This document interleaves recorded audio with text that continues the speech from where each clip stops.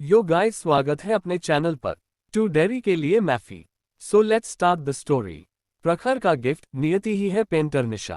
कियान जल्दी से उस थोड़े बड़े गिफ्ट बॉक्स के पास भाग गया और उसे स्वाभिमान से कहकर ओपन किया। अंदर कियान का बड़ा सा पेंटिंग था और एक पेंटिंग प्रखर, कियान और उसकी थी। जब तीनों पार्टी में पोज दे रहे थे उसे नियति ने पेंटिंग में उतार दिया था। कियान उसे देखकर बहुत खुश हो गया था। अब आगे। वाओ मोम, ये पेंटिंग तो बहुत खूबसूरत लग रहा है। सच में वो पेंटिंग बिल्कुल परफेक्ट थी। कियान ने उस पेंटिंग को स्वाभिमान से कहकर निकाल दिया।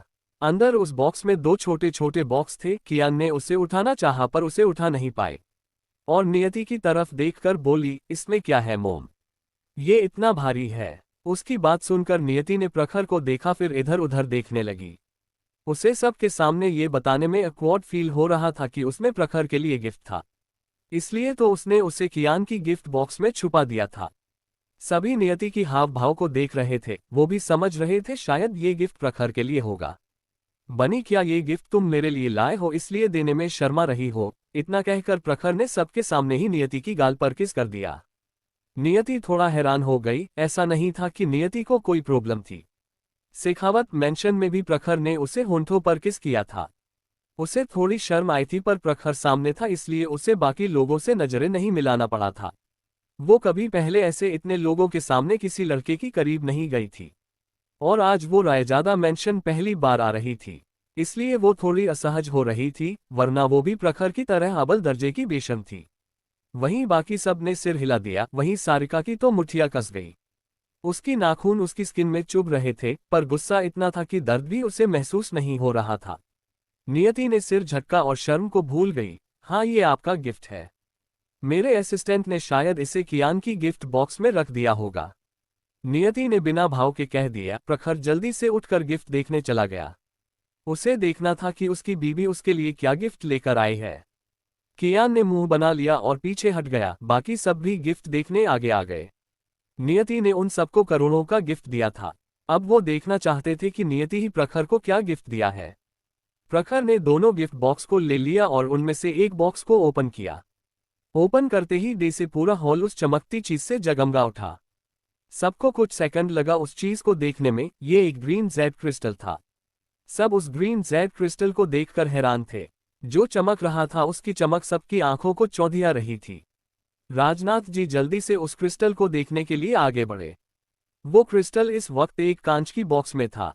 राजनाथ जी हैरानी से बोले, ये तो वही ग्रीन जेड क्रिस्टल है ना, कुलीन साम्राज्य का सबसे कीमती खजाना, जिसे पाने के लिए 1.5 साल पहले सभी देश होड़ में लगे हुए थे और कुछ देश और अमीर लोग इसके लिए 500 करोड़ से भी ज्यादा देने को तैयार थे ताकि इसे आपने संग्रहालय में रख सके। पर इसे किसने खरीदा और कितने पैसों से खरीदा, ये बात किसी को भी पता नहीं है। और अब तो ये करोड़ों की कीमत की क्रिस्टल उनके सामने था। तो भला राजनाथ जी कैसे एक्साइटेड ना होते। अजीत जी और सुकांत जी भी बहुत एक्साइटेड थे और करीब से उस क्रिस्टल को देख रहे थे। सुमित्रा जी, अंकिता जी, सुप्रिया जी के साथ बाकी सब भी इस क्रिस्टल के बारे में बेशक जानते थे, क्योंकि 1.5 साल पहले उस क्रिस्टल को खरीदने वाला कौन है जानने के लिए बहुत हंगामा हुआ था और इतनी कीमती क्रिस्टल को नियति ने प्रखर को गिफ्ट कर दिया। हे भगवान, क्या उनकी बहू के पास अब पैसा नहीं होगा? कितना खर्च किया उसने इसे खरीदने में। उन्हें अपनी बहू को पैसे ट्रांसफर करनी चाहिए। प्रखर भी हैरान था, उसकी बनी ने उसे इतना कीमती गिफ्ट क्यों दिया। उसने प्यार से नियति को देखा और उसे साइड से गले से लगा लिया। तुमने इसे खरीदने में कितना खर्चा किया बनी? नियति ने उसे देखा जो प्यार से उसकी तरफ ही देख रहा था और बोली, बिल्कुल भी नहीं। पर प्रखर ने उसकी बात पर भरोसा नहीं किया। भले ही वो ट्रीटमेंट करके किसी को बचा ले, पर दूसरा इंसान इतनी कीमती चीज को ट्रीटमेंट के बदले गिफ्ट में देगा, ये उसे बिल्कुल भी भरोसा नहीं था। पर उसे क्या पता था कि नियति सच कह रही थी। ये क्रिस्टल उसने खुद ही ढूंढा था और आपने दादाजी को एक दिन के लिए दिया था, पर उन्होंने तो प्रचार ही कर दिया था, जिस वजह से लोग इसे खरीदने के लिए तैयार थे, क्योंकि ये सबसे रेयर और कीमती एंटीक था। पर नियति को पैसों की क्या जरूरत होगी जो वो इसे बेचती। उसने इसे आपने पेंट हाउस में बाकी सभी ट्रीजर के साथ रखवा दिया। तभी राजनाथ जी कांच का बॉक्स हटाते हुए उस जेड क्रिस्टल को छूते हुए बोले, प्रखर, क्यों ना मैं इसे रख लूं? तुम इसे ठीक से संभाल कर नहीं रख पाओगे तो इधर उधर चले जाते हो। मेरी प्यारी पोता बहू ने इतनी कीमती तोहफा दिया है, अगर ये खो गया तो बहुत बुरा होगा। या फिर चोरी हो गया तो क्या होगा, मैं इसे संभाल कर पर्सनल स्पेस में रखूंगा। उनकी बात सुनकर अजीत जी और सुकांत जी ने मुंह बना लिया। यही बात वो भी तो कहना चाहते थे, पर उनसे पहले उनके डैड ने ये बात कह दिया। कितना बुरा है। अजीत जी बोले, बिल्कुल नहीं, आप इसे रख कर क्या करेंगे?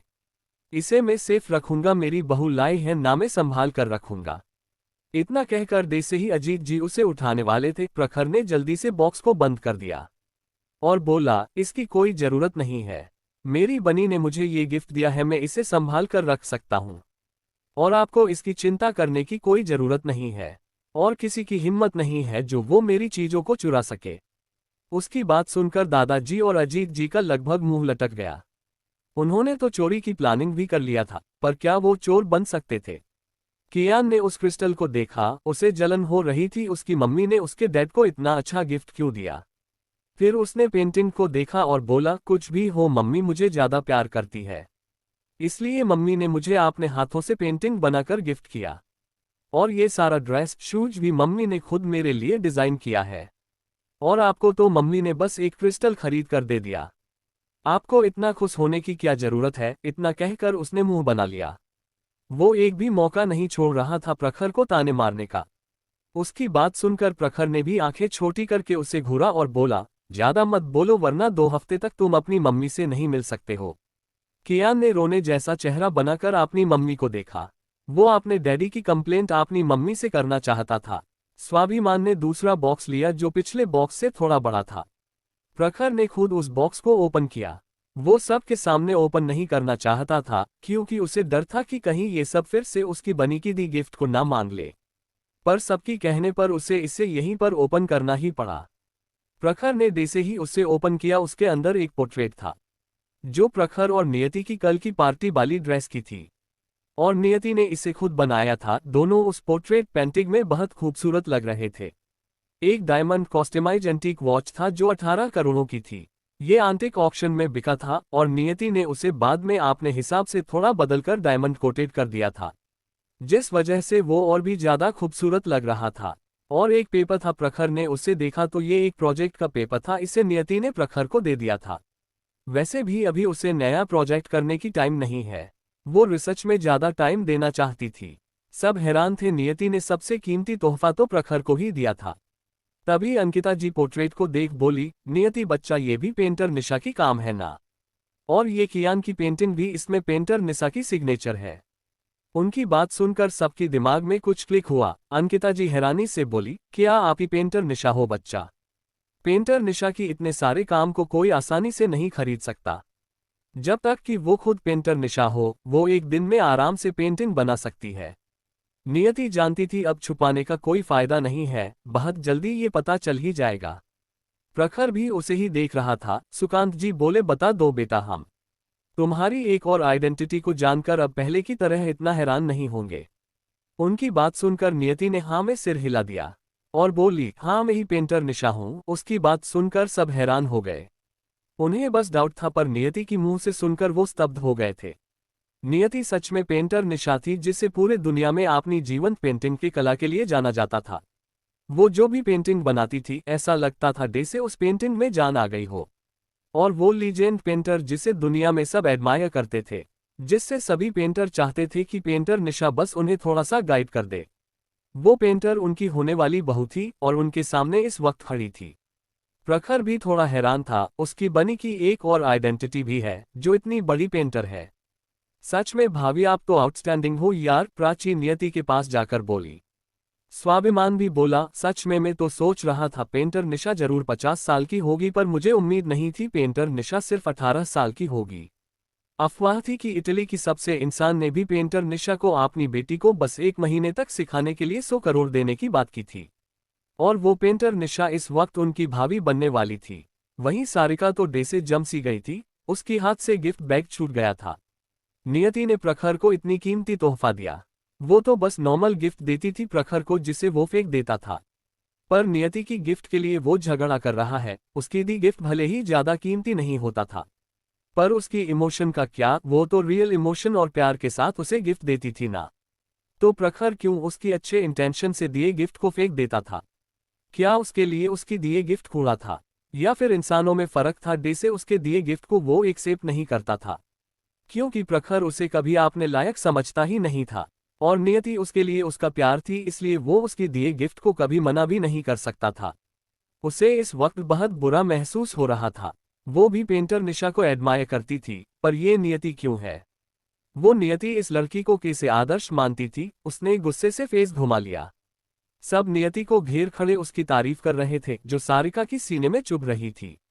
वो इसे और बर्दाश्त नहीं कर पा रही थी। उसने गिफ्ट बैग को टेबल पर रखा और शूटिंग सेट से फोन आने की बहाना करके अपनी रूम में चली गई। कियान ने उन सब को नियति से दूर किया और बोला, मम्मी चलिए मैं आपको यहाँ की डैडी का और मेरा रूम दिखा देता हूँ। बाद में आपको हमारे विला दिखाने ले जाऊंगा जहाँ डैडी और मैं रहते हैं। नियति ने हाँ में सिर हिला दिया और सुमित्रा जी ने प्रखर को भी उनके साथ जाने के लिए बोला। कियान पहले अपनी मम्मी को अपने रूम में लेकर गया। नियति ने अच्छे से रूम को देखा। रूम में एक भी खिलौना नहीं था, बस एक छोटा सा रॉबर्ट था और कुछ बुक्स था जो अलग अलग लैंग्वेजेस का था और व्हाइट और ब्लू की कॉम्बिनेशन में था रूम। कियान को तो ब्लैक ग्रे पसंद था, पर इसे अंकिता जी ने उसके लिए बनवाया था। उनके हिसाब से छोटे बच्चों को ऐसी रूम में रहना चाहिए। मम्मी जब आप डैडी के साथ रहना ना चाहो, आप यहाँ आकर मेरे रूम में रह सकती हो। कियान ने अभी से अपनी मम्मी को आइडिया दे दिया था। प्रखर ने उसे घूर कर देखा, पर कियान ने उसे फुली इग्नोर कर दिया और मन ही मन बोला, मम्मी सिर्फ मेरी है, आप मम्मी से शादी कर लो, फिर मैं मम्मी को अपने पास ही रखूंगा, आपको पास नहीं आने दूंगा। नियति को हंसी आ रही थी। फिर वो तीनों प्रखर के रूम में चले गए। तभी एक रॉबर्ट आकर नियति के सामने खड़ा हो गया और नियति को वेलकम बोला, क्योंकि कियान ने उस दिन नियति की फोटो को भी उसे स्कैन करने दिया था। लव बाइट, मेरे बेटे से मिलना है, फिर मैं मम्मी को अपने पास ही रखूंगा, आपको पास नहीं आने दूंगा। नियति को हंसी आ रही थी। फिर वो तीनों प्रखर के रूम में चले गए। तभी एक रॉबर्ट आकर नियति के सामने खड़ा हो गया और नियति को वेलकम बोला, क्योंकि कियान ने उस दिन नियति की फोटो को भी उसे स्कैन करने दिया था। अब आगे कियान ने जल्दी से उस रॉबर्ट की तरफ इशारा करके बोला, मम्मी ये है रॉबर्ट मनिया, स्टाफ डैडी के रूम में नहीं आ सकते हैं, इसलिए ये रॉबर्ट मानिया डैडी के रूम को क्लीन करता है और यहीं पर रहता है। कियान खुद आगे बढ़कर अपनी मम्मी को सब कुछ बताना चाहता था, ताकि उसके डैड को कुछ भी बोलने का मौका ही ना मिले और वो अपनी मम्मी की और भी करीब आ जाए। और उसकी ये चालाकी प्रखर को भी समझ में आ रहा था। नियति ने हाँ में सिर हिला दिया और तीनों रूम के अंदर चले गए। रूम ग्रे व्हाइट कॉम्बिनेशन में था और सब कुछ एलिगेंट तरीके से सजाया गया था। प्रखर को सब कुछ नीट एंड क्लीन पसंद था। नियति भी ये जानती थी कि ये इंसान एक सफाई का देवता है। प्रखर रूम के बाहर गया। एक स्टाफ नियति के दिए गिफ्ट बॉक्स को लेकर खड़ा था, उसे अंदर जाने की इजाजत नहीं थी। मनिया प्रखर के कहने पर बॉक्स अंदर लाकर रख दिया। प्रखर ने जल्दी उस पोर्ट्रेट को निकाला जिसे नियति ने उसके लिए बनाया था और उसे बेड के ऊपर वॉल पर लगा दिया। डैडी हम तो यहाँ ज्यादा नहीं रहते हैं, तो आपने मम्मी की बनाई पोर्ट्रेट को यहाँ पर क्यों लगाया है? प्रखर नियति की हाथ पकड़कर प्यार से बोला, ताकि जो भी इस रूम आए हम दोनों को देखे। वैसे बनी, क्या तुम एक और बड़ी पेंटिंग बना दोगी हमारे विला में लगाने के लिए? नियति ने हाँ में सिर हिला दिया। वो आधे घंटे में एक पेंटिंग आराम से बना सकती थी। उसकी हाँ सुनकर प्रखर खुश हो गया। तुम्हें किस तरह की पेंटिंग चाहिए? नियति की सवाल सुनकर प्रखर को कुछ शरारत सुझा। वो उसकी कान के पास जाकर सिडक्टिव आवाज में बोला, बिल्कुल रोमांटिक, और हम दोनों की किस करती हुई फोटो हो तो और भी अच्छा होगा। प्रखर की बात सुनकर नियति की कान और गाल सुर्ख लाल हो गया। प्रखर की गर्म सांसें उसकी कान और गर्दन टकरा रही थी। उसके होंठ नियति के कान से टच हो रहा था। उसने नीचे देखा, कियान उनके पास ही खड़ा था। वो प्रखर को खुद से दूर करते हुए धीरे से बोली, आप इतने बेशर्म क्यों हैं? क्या आपको दिखाई नहीं दे रहा है कियान सुन रहा है? उसकी बात सुनकर प्रखर बेशर्मी से बोला, तो क्या हुआ अगर वो सुन रहा है तो? उसे भी तो पता चलना चाहिए ना मैं अपनी बनी से कितना प्यार करता हूं, ताकि वो हमारे बीच आने की कोशिश ना करे। प्रखर ने कियान को देखा जो उसे ही घूर रहा था और वार्निंग भरी नजरों से देख रहा था। प्रखर ने सिर घुमा लिया। क्लियरली उसे कियान के घूरने से कोई फर्क नहीं पड़ा। वो कियान का बाप था, कियान उसका नहीं। वहीं नीचे अभी भी नियति के बारे में ही बातें हो रही थी। सच में ये बच्ची बहुत टैलेंटेड है, उसके पास इतनी सारी स्किल है, हर स्किल में वो मास्टर है। राजनाथ जी नियति की तारीफ करते हुए बोले। तो अजीत जी उनकी बातों में हाँ मिलाते हर बोले, और तो और मुझे तो लगता है हमें अभी भी नियति बच्ची की और भी बहुत अचीवमेंट और हिडन टैलेंट के बारे में पता ही नहीं है। सुकांत जी, अंकिता जी और घर में बाकी सब भी उनकी बातों से सहमत थे। अंकिता जी हंसते हुए बोली, प्रखर जिस तरह की इंसान है मुझे लगा नहीं था कि वो अपने लिए एक खजाना ढूंढ लेगा। मुझे तो लगता हाँ मेरी होने वाली बहू मेरे बेटे से बहुत अच्छी है। वो मेरे लिए कितना सोचती है, उसने मुझे कितना अच्छा गिफ्ट दिया है। उनकी बात सुनकर सुप्रिया जी नाराजगी से बोली, क्या वो मेरे बारे में नहीं सोचती है? नियति बच्ची ने मुझे भी तो कितना अच्छा गिफ्ट दिया है। हाँ, उस बच्ची ने तो बाकी सबको भी इतना सारा गिफ्ट दिया है। सुमित्रा जी आपनी गिफ्ट के बारे में सोचते हुए बोली, उन्होंने उसे आपने रूम में रखने के लिए बोल दिया था। वहीं सारिका इस वक्त आपने रूम में बेड पर लेटकर रो रही थी। ये सब उससे बर्दाश्त नहीं हो रहा था। क्यों? नियति हर मामले में उससे बेहतर है। अगर नियति बस खूबसूरती में उससे आगे होती तो वो नियति से बाकी आए सभी चीजों में कम्पीट कर सकती थी। तब सब देखते कि कौन प्रखर के लिए सबसे बेहतर है, पर जब नियति इतनी ज्यादा अच्छी है, ना सिर्फ खूबसूरती में बल्कि बाकी सभी स्किल में भी वो एक मास्टर है, उसके पास इतनी कम उम्र में इतनी सारी स्किल क्यों? उसने जल सुना था नियति शेखावत फैमिली में बड़ी नहीं हुई थी और भारद्वाज फैमिली से भी वो 2 या 3 साल पहले ही मिली थी, पर तब तक वो एक डॉक्टर थी। इतनी छोटी बच्ची एक डॉक्टर, उसे ये भरोसा नहीं हो रहा था। और उसे तो किसी तरह की स्पेशल ट्रेनिंग भी नहीं मिली थी। और वो यहाँ रायजादा मेंशन में रहकर प्रिंसेस की तरह बड़ी हुई और उसने सबसे बड़े फैमिली की तौर तरीका सीखा। फिर भी आज वो नियति से कंपेयर करने की लायक भी नहीं थी। तभी उसे अपनी मैनेजर की तरफ से कॉल आया। वो सारिका को एक नए एड शूट ऑफर के बारे में बात करने के लिए बुला रही थी। सारिका को भी अब यहाँ रहकर नियति और प्रखर को साथ में देखने की हिम्मत नहीं थी, इसलिए उसे लगा वो इसी बहाने यहाँ से जा सकती थी। वो जल्दी से तैयार होकर नीचे चली गई। उसने अपनी लाल आंखों को छुपाने के लिए सनग्लास लगा लिया था, क्योंकि रो रोकर उसकी आंखें बुरी तरह से सूज गई थी। पर जैसे ही वो सीढ़ियों से नीचे आई, उसे नीचे से हंसने की और सबकी नियति की तारीफ करने की आवाज सुनाई दिया, जो उसकी दिल में और भी ज्यादा आग लगाने का काम कर रहा था। बेटा तुम कहाँ जा रही हो? जब सारिका नीचे आ गई, सुकांत जी ने उसे तैयार देखकर पूछा। सारिका ने अपनी होंठों कर एक नकली मुस्कान ओढ़ लिया और बोली, डैड एक नया प्रोजेक्ट मिला है, उसी बारे में मैं डिस्कस करने जा रही हूँ। नियति को सॉरी बोल दीजिएगा मेरी तरफ से। सारिका दिल से बोली, या नहीं बस उसे ही पता होगा। सुप्रिया जी ने हाँ में सिर हिला दिया। उन्हें लग रहा था सारिका समझदार है, वो जल्दी समझ गई है कि प्रखर उसका नहीं हो सकता है। और अभी तो ना तो सारिका ने नियति के साथ कोई बुरा बिहेव किया, नियति ने भी तो उसे गिफ्ट दिया, सारिका ने उसे एक्सेप्ट किया। उन्हें सारिका समझदार लग रही थी, पर उन्हें क्या पता था सारिका रूम में बस रोने गई थी। सारिका वहां से निकल गई। थोड़ी देर में नियति, कियान और प्रखर भी नीचे आ गए। नियति को आज अपनी इन्वेस्टमेंट कंपनी में भी जाना था। प्रखर नियति को छोड़ने के लिए चला गया। सब बाहर तक नियति को छोड़ने आए। अंकिता जी बोली, बच्ची अगर ये तुम्हें ज्यादा परेशान करे तो मुझे बताना, मैं इसे अच्छा सबक सिखाऊंगा। नियति को ये इंटरेस्टिंग लगा, उसने सिर हिला दिया। लगता है उसके मिस्टर रायजादा के साथ बहुत अन्याय होने वाला है। उसे हंसी आ रही थी, पर प्रखर अभी भी पूरी तरह से शांत था। सब नियति से मिले, कोई भी नियति को जाने देने के लिए तैयार नहीं था। तभी राजनाथ जी बोले, बच्चे परसों तुम्हारा एंट्रेंस का रिजल्ट आने वाला है ना?